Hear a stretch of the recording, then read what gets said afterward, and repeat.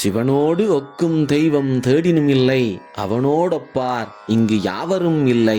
உலகத்திலே எத்தனை சமயங்கள் தோன்றி மறைந்தாலும், எத்தனை கடவுளர்கள் வந்து சென்றாலும், எந்த ஒரு கடவுளுக்கும் எந்த ஒரு சமயத்திற்கும் மேலாக நிற்கக்கூடியவன், யாரோடும் ஒப்பிட முடியாத பரம்பொருளாக விளங்கக்கூடியவன் எம்பெருமான் சிவபெருமான். ஆதியும் அந்தமும் இல்லா அரும்பெரும் ஜோதியானவன். அவனுக்கு பிறப்பு இல்லை, இறப்பு இல்லை. அவனை இப்படியன் இந்நிறத்தன் இவ்வண்ணத்தன் இவன் இறைவன் என்று எழுதி காட்ட முடியாது. அவன் அறிவுக்கு எல்லாம் அறிவாக விளங்குபவன்.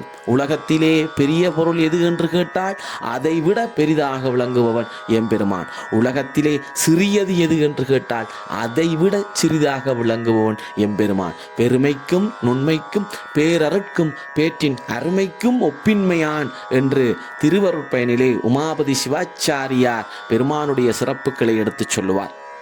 அவன் அடியார் உள்ளத்திலே விரும்பி உறைபவன், எளிமையினுடைய வடிவானவன். அதனாலேதான் புலித்தோலை ஆடையாகவும் கணங்களை எல்லாம் தன்னுடைய சடையாகவும், அதே போல சுடுகாட்டு சாம்பலை தன் உடலெங்கும் பூசி மண்டையோடுகளையும் எலும்புகளையும் மாலையாக அணிந்து நச்சு அரவத்தை கழுத்திலே ஆவரணமாக தரித்து இருக்கக்கூடியவன், மிகவும் எளிமையவன்.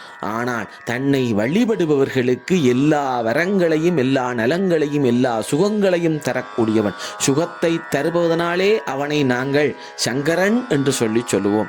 நலமிலன் நன்னார்க்கு நன்னினார்க்கு நல்லன் சலமிலன் பேர் சங்கரன் என்று சொல்லி எம்பெருமானை திருவருட்பயனிலே உமாபதி சிவாச்சாரியார் போற்றுவார்.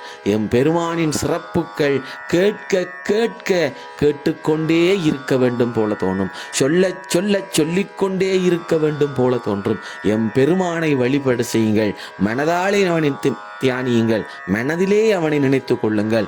அவன் ஓடோடி வந்து அருள் புரிகின்ற தாயை போன்றவன். தாயில் சிறந்த தயவான தத்துவனே என்று பாடுவார் மாணிக்க வாசகர்.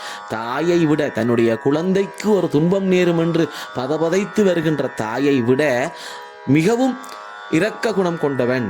தன்னுடைய அடியாருக்கு ஒரு துன்பம் வரம் முன்னே வந்து நின்று காக்கக்கூடியவன் எம்பெருமான்.